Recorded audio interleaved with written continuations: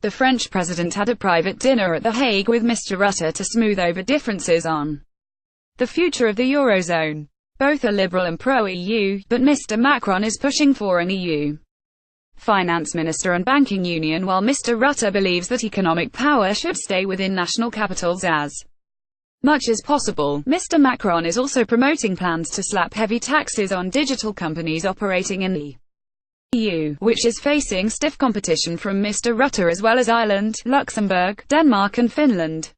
An Elysee official told journalists before the dinner, "The important element is to speak to countries with which spontaneously we don't converge on these topics." GETTYEmmanuel Macron and Mark Rutte had dinner last night ahead of this week's EU summit. Dutch officials also echoed a similar sentiment, saying Mr Rutte's goal was to be open to compromise. To show his willingness on having a united stance, Mr Rutte chose to eat at a French restaurant, Le Bistrot de la Place, which was a short walk from Mr Rutte's office.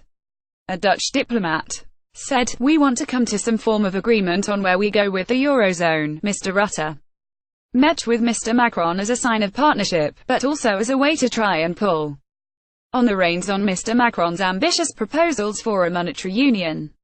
After the dinner, aides said it was too soon to say whether or not the pair emerged with a strong alliance, but some officials said there is potential. The Elysee official said, "If we talk of banking union and risk reduction, France doesn't disagree on that point, it won't be the end of the story. I'm not saying that this evening we will have a sort of extremely detailed Franco-Dutch coalition agreement, but there will be a discussion on obvious convergences that we can consolidate, points we must dig into on eurozone, for example, and then we will talk about it regularly from now on to June with the Netherlands and other partners to find converging paths." Dutch officials confirmed Mr Rutte would make it clear that the Netherlands intends to push for equal application of the EU's fiscal rules and that no special treatment will be given to countries like France or Italy that have previously circumvented restrictions like debt limits. Macron and Angela Merkel met last month but still differ on how to reform the eurozone. Others have speculated Mr Rutte may also have been taking a strong position so that Germany and France are not calling all the shots on their own.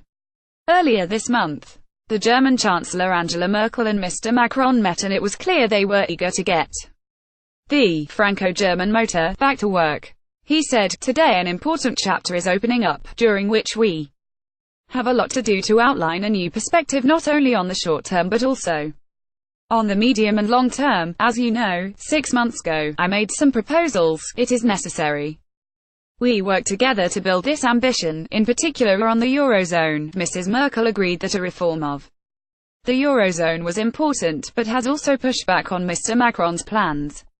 She said, "We have made clear in our coalition agreements that we are ready to provide more money for the EU budget. What is not on is to confuse liability and responsibility, or to simply mutualize debts without becoming competitive." Mr Rutte also said earlier this month in a major address that there should be restraint when reforming the eurozone.